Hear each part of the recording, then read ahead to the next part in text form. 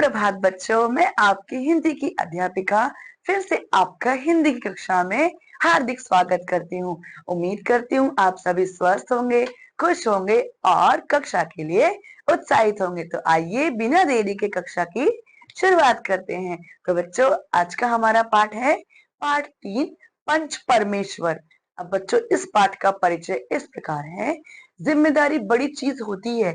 जिम्मेदारी आने पर व्यक्ति अपने पद के साथ न्याय करने का प्रयास करता है और ऐसा कोई कार्य नहीं करता जो न्याय संगत ना हो। लेकिन कभी कभी गलत फहमियां भी पैदा हो जाती हैं। हमें सदा अपने कर्तव्य का विचार करके कार्य करना चाहिए। अपने मित्रों या संबंधियों को प्रसन्न करने के लिए कोई ऐसा कार्य नहीं करना चाहिए जो न्याय और मर्यादा के अनुकूल ना हो। तो बच्चों, यहाँ पर यह कहा गया है कि जो जिम्मेदारी है ना, वो बहुत भारी चीज है। मतलब जिम्मेदारी एक बहुत बड़ी चीज है। यदि हम जिम्मेदार होते तो हम खुद कोई गलत काम नहीं करते और बल्कि उसका न्याय करते हैं। ठीक है बच्चों।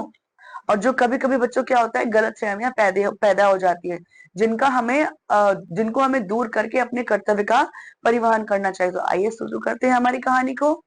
किसी गांव में दो किसान रहते थे, जुम्मन शेख और अलगू चौधरी। दोनों में गहरी मित्रता थी, एक को दूसरे पर विश्वास था। जुम्मन जब हज करने गए थे तब अपना घर अलगू को सौंप गए थे और अलगू जब कभी बाहर जाते तो अपना घर जुम्मन के भरोसे छोड़ जाते। बच्चों, एक गांव में दो किसान थे, अलगू और जुम्मन चौधरी। ठीक है बच्चों। जुम्मन जुम्मन शेख और अलगू चौधरी। अभी दोनों क्या था, दोनों में गहरी मित्रता थी। जब जुम्मन जाते कहीं बाहर तो अपने घर की जिम्मेदारियां अलगू को दे जाते, और जब अलगू कहीं बाहर जाते तो अपने घर की जिम्मेदारियां जुम्मन को दे जाते। तो बच्चों, इसी प्रकार चल रहा था। आगे देखते हैं। जुम्मन शेख की एक बूढ़ी खाला थी। उसके पास थोड़ी सी जायदाद थी, परंतु निकट संबंधियों में कोई ना था। जुम्मन ने लंबे चौड़े वायदे करके वह जायदाद अपने नाम लिखवा ली थी। जब तक दान पात्र की रजिस्ट्री नहीं हुई तब तक खाला की खूब खातिरदारी हुई। रजिस्ट्री की मुहर लगते ही खातिरदारी बंद हो गई। जुम्मन की पत्नी करीमन रोटियां देने के साथ साथ कड़वी बातें भी सुनाने लगी।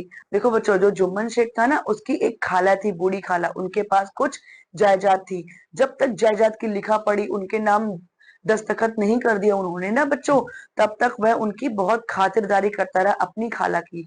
लेकिन जैसे ही उनकी जो जायदाद थी उन्होंने अपने नाम करवाई, किसने? जुम्मन शेख ने। फिर क्या होता है बच्चों, उन्होंने जो खातिरदारी थी अपनी खाला की वह बंद कर दी। वह उन्हें खातिरदारी करना उनकी बंद कर देते हैं। और जो उनकी बीवी थी करीमन, करीमन जब रोटियां देती थी तो रोटियों के साथ कड़वी कड़वी बातें भी अपनी खाला को सुनाती थी। फिर देखिए बच्चों, किस प्रकार ये खाला जो है, ये जुम्मन शेख की खाला है और ये उनकी बीवी करीमन है, और वो किस प्रकार उन्हें खड़ी खोटी सुनाती हैं। अब देखिए, कुछ दिन खाला ने सब सुना और सहा, पर जब न सहा गया तब जुम्मन से शिकायत की। जुम्मन ने कोई ध्यान नहीं दिया। कुछ दिनों तक यूं ही रो धोकर काम चलता रहा। एक दिन खाला ने जुम्मन से कहा, बेटा, तुम्हारे साथ मेरा निबाह ना होगा। तुम मुझे रुपए दे दिया करो, मैं अपना पका खा लिया करूंगी। कुछ दिन खाला ने सहा, लेकिन जब अति हो गई, वह नहीं सह पाई, तो उन्होंने जुम्मन से कहा कि बेटा, यहाँ पर तुम्हारे साथ मेरा गुजारा नहीं होगा। तुम मुझे पैसे दे दिया करो और मैं खुद ही पका खा के रह लूंगी। ठीक है बच्चों। फिर जुम्मन ने उत्तर दिया, रुपए कहाँ फलते हैं। खाला बिगड़ गई, उन्होंने पंचायत करने की धमकी दी। जुम्मन बोले, हाँ जरूर, पंचायत कर लो, फैसला हो जाए। मुझे भी दिन रात की खटखट पसंद नहीं। अब देखो बच्चों, जो खाला थी ना, खाला को फिर इस यह सुन करके गुस्सा आया, क्योंकि जुम्मन ने कहा कि पैसे कहाँ उगते हैं, पैसे कहाँ से आएंगे। तो खाला ने कहा कि मैं पंचायत में जाऊंगी, तुम्हारी शिकायत करूंगा। तो जुम्मन कहता है कि हाँ हाँ जाओ, पंचायत करो, जो भी करना है करो, और ये दिन रात की खटखट मुझे भी पसंद नहीं है। ठीक है बच्चों। एक दिन संध्या के समय एक पेड़ के नीचे पंचायत बैठी। जब पंच लोग बैठ गए तो बूढ़ी खाला ने उससे विनती की, पंचो, आज 3 साल हुए मैंने अपनी सारी जायदाद अपने भांजे जुम्मन के नाम लिख दी थी। जुम्मन ने मुझे रोटी कपड़ा देना कबूल किया था। अब तक तो मैंने रो धोकर इसके साथ जीवन काटा, पर अब सहा नहीं जाता। मुझे ना पेट की रोटी मिलती है, ना तन का कपड़ा। मैं बेसहारा हूँ। तुम लोग जो राह निकाल दो उसी राह पर चलूं। मैं पंचों की बात सिर माथे पर चढ़ाऊंगी। देखो बच्चों, क्या होता है, पंचों के सामने विनती करते हुए खाला ने कहा, जुम्मन की खाला ने कहा कि 3 साल हो गए मैंने अपनी जगह जो है वह अपने भांजे के नाम कर दी थी, और उसने करार किया था कि वह कपड़ा और खाना मुझे देगा, लेकिन ना मुझे ठीक से कपड़ा मिलता है ना खाना मिलता है, मैं बेसहारा हूँ। इसका कुछ इंसाफ कीजिए, जो आप इंसाफ करेंगे वो मेरे सर आंखों पर रहेगा। ठीक है बच्चों। सरपंच किसे बनाया जाए, इस प्रश्न पर जुम्मन शेख और खाला जान में कुछ कहा सुनी हो गई। अंत में खाला बोली, बेटा, पंच ना किसी के दोस्त होते हैं ना किसी के दुश्मन। तुम्हारा किसी पर विश्वास ना हो तो जाने दो। अलगू चौधरी को तो मानते हो, लो मैं उन्हीं को पंच मानती हूँ। अब देखो क्या होता है बच्चों, कि जो सरपंच किसे बनाया जाए इस पर विवाद चलने लगा। तो जो खाला थी, खाला ने बोला कि जो सरपंच होता है वो ना किसी का दोस्त होता है ना किसी का दुश्मन होता है, वह तो केवल न्याय करता है। फिर बोला जाता है कि आप अलगू चौधरी पर तो विश्वास करती हो ना, लो चलो उसी को सरपंच बनाए दिए जाते हैं। जुम्मन शेख आनंद से फूल उठे, परंतु मन के भावों को छुपाकर बोले, चलो अलगू चौधरी ही सही। जब अलगू चौधरी को और सरपंच बनाया गया तो जुम्मन शेख फूले ना समाये, लेकिन उन्होंने अपनी भावनाओं को नियंत्रण में लाते हुए कहा, ठीक है, अलगू चौधरी ही सही, ठीक है, बना दीजिए उनको सरपंच। जुम्मन शेख आनंद से फूले ना समाये। उन्होंने जैसे ही सुना कि अलगू चौधरी को सरपंच बनाया जाना है, तो उन्होंने अपनी भावनाओं को छुपाते हुए कहा, हाँ हाँ ठीक है, अलगू चौधरी ही सही, बना दीजिए उसको सरपंच। वही सरपंच हुआ। फिर देखो क्या होता है, उन्होंने कहा, जुम्मन शेख, हम तुम पुराने दोस्त हैं, मगर इस समय तुम और बूढ़ी खाला दोनों हमारी निगाह में बराबर हो। अलगू चौधरी ने क्या कहा कि जुम्मन, तुम और हम बहुत पक्के दोस्त हैं, लेकिन इस समय तुम और बूढ़ी खाला दोनों हमारे लिए क्या है, बराबर है। जुम्मन ने कहा, खुदा गवाह है, आज तक मैंने खाला जान को कोई तकलीफ नहीं दी। अलगू चौधरी ने जुम्मन से जिरह शुरू की। जुम्मन चकित थे कि अलगू को क्या हो गया है, अभी तो यह मेरे साथ बैठे थे, अब इतने प्रश्न क्यों पूछ रहे हैं। जुम्मन ये सोच ही रहे थे कि अलगू ने फैसला सुनाया, जुम्मन शेख, पंचों ने के पंचों ने इस मामले पर विचार किया। उन्हें यही उचित मालूम होता है कि खाला जान को माहवार खर्च दिया जाए। अगर खर्च देना मंजूर ना हो तो रजिस्ट्री रद्द समझी जाएगी। अब देखिए बच्चों, जब जुम्मन चौधरी जो है वह बन गया सरपंच, सरपंच बनने के बाद उसने कार्यवाही शुरू की, और वह जुम्मन शेख से सवाल जवाब जो है वह करने लगा।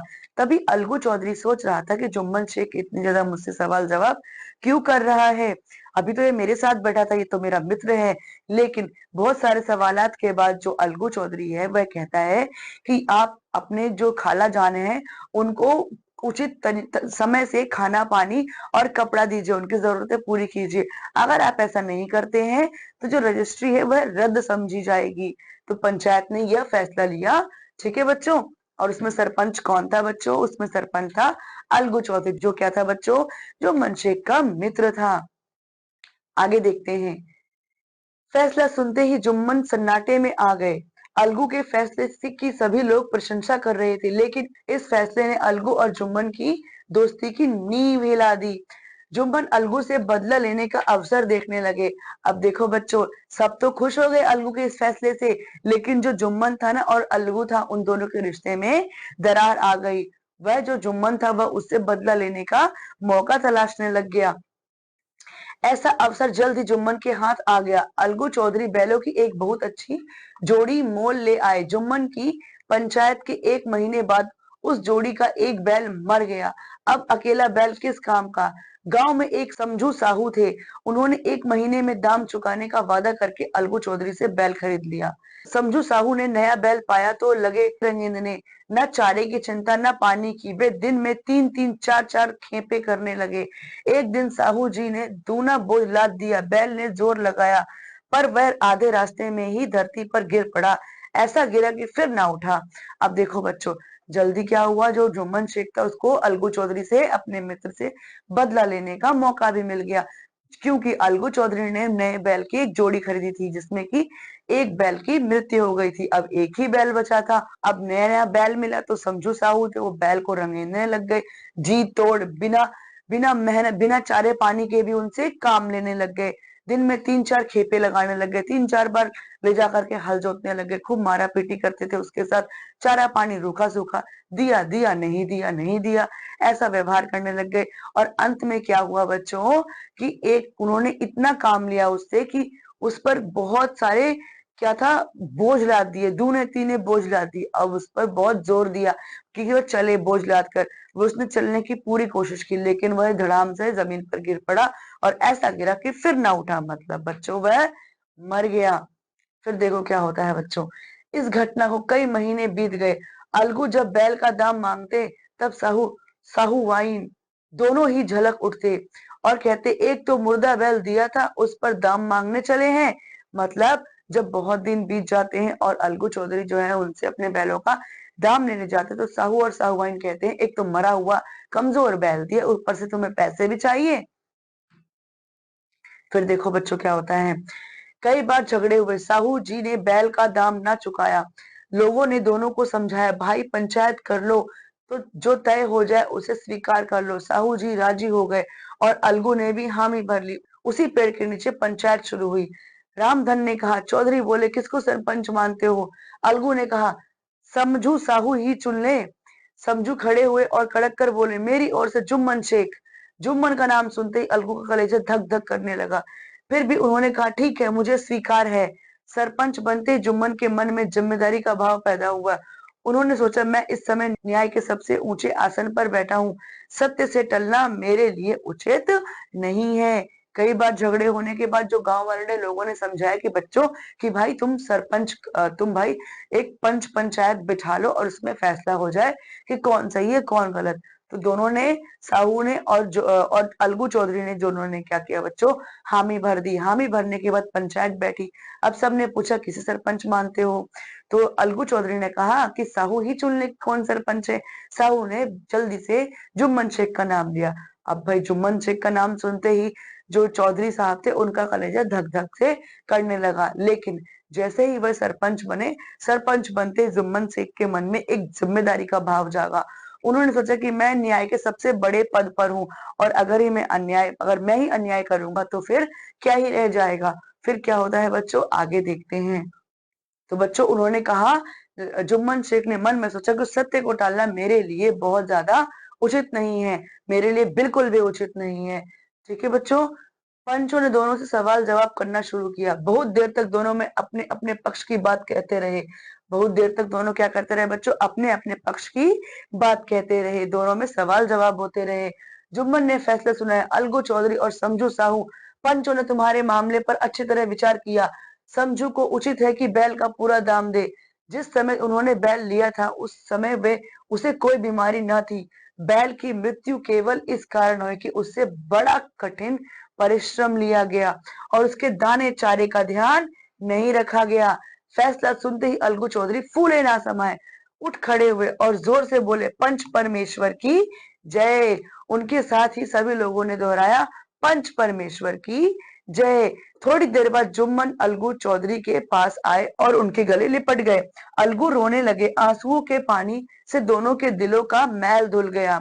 मतलब बच्चों देखो क्या होता है, जैसे ही जो पंचों ने सवाल जवाब करने के बाद जब फैसले की बारी आई और जुम्मन शेख ने जब फैसला सुनाया तो उन्होंने यह कहा कि बहुत सारे चीजों को ध्यान में रखते हुए, सभी सवाल जवाब को समझते हुए, जानते हुए पंच जो है इस फैसले पर पहुंची है कि जब अलगू चौधरी ने साहू को बैल दिया था वह बहुत ही अच्छे हाल में था, स्वस्थ था, हृष्ट पुष्ट था, लेकिन अच्छी दाना पानी ना देने की वजह से, अच्छी देखभाल ना करने की वजह से और बेमतलब का काम लेने की वजह से उसकी मृत्यु हो गई, इसीलिए उसको दाम देना पड़ेगा।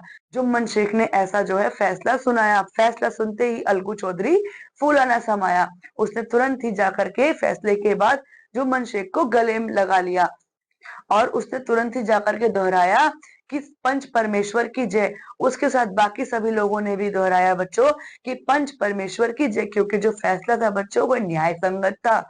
ठीक है, और जब थोड़ी देर बाद जब उन्होंने गले मिले थे ना बच्चों, तो आंसुओं से जो उनके दिल के आपसी मैल थे, आपसी बैर थे, वह धुल गए और फिर से वह गहरी मित्रता में बंध गए। ठीक है बच्चों, तो बच्चों इस कहानी से हमने क्या सीखा बच्चों, कि हमें सदैव न्याय संगत होना चाहिए, अपनी पदवी का गलत इस्तेमाल नहीं करना चाहिए। जो पद हमें जिस चीज के लिए मिला है, हमें उस काम के लिए बहुत ज्यादा ही अपने अपनी तरफ से विश्वसनीय और ईमानदार होना चाहिए। तो बच्चों इसी के साथ इस कक्षा का हम यही अंत करते हैं।